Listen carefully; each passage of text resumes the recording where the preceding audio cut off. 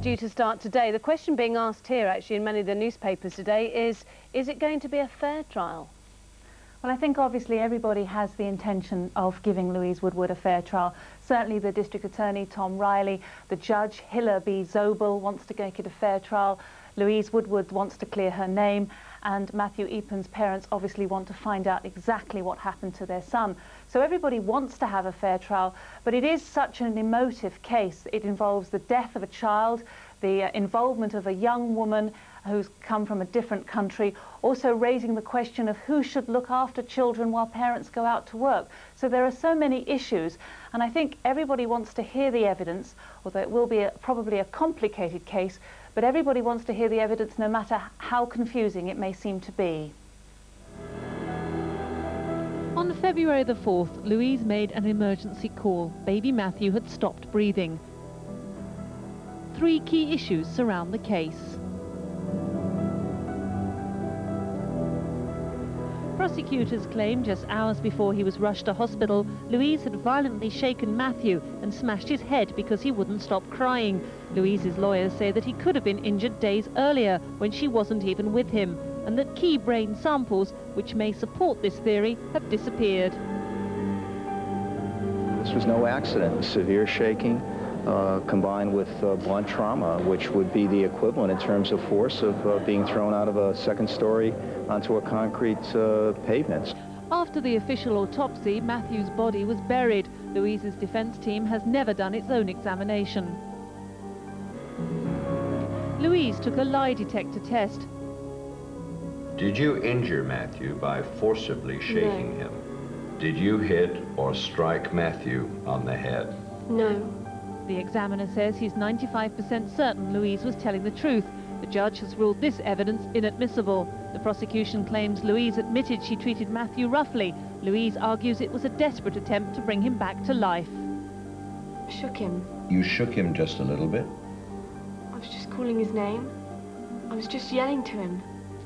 But he wasn't doing anything. Now, Sally, there we saw, as you say, some confusion, but there's also been a huge amount of negative media attention, hasn't there?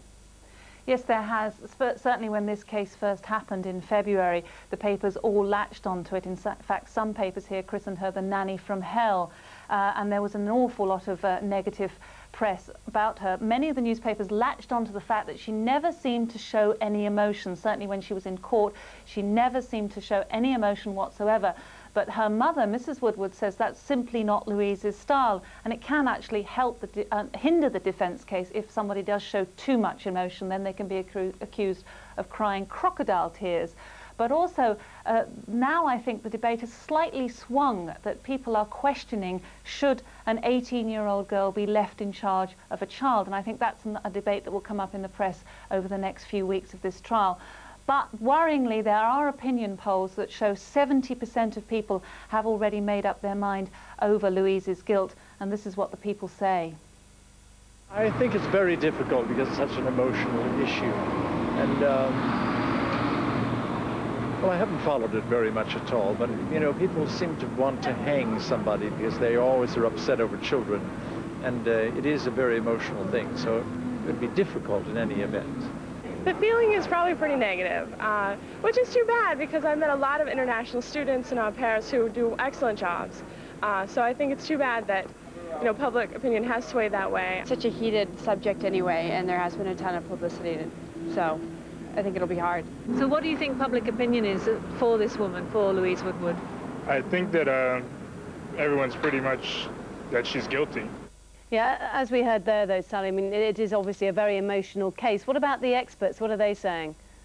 Well, a lot of the experts feel that she shouldn't have been charged with first-degree murder. First-degree murder indicates it's premeditated, that someone was lying in wait, and that she should have been charged with a lesser degree. However, often again, prosecutors do go for the toughest statute on the books to try and get a plea bargain, but this obviously hasn't worked in this case.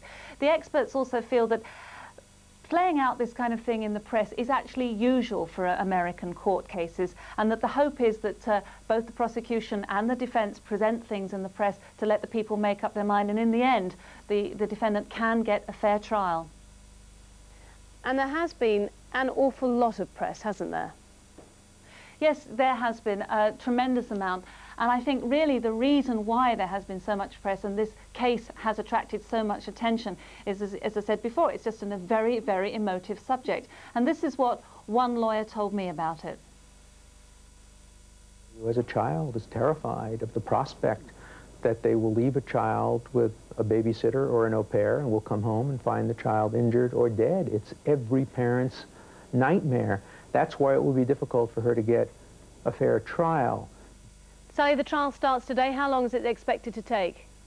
Experts say it could be a short but complicated case. Short in lawyer speak means probably around about 3 weeks. Sally Eden, thanks very much. It's 17 minutes past 7 this morning. Lots more to come for you today on GMTV. Mad Dawn Brennan is set to quit Coronation.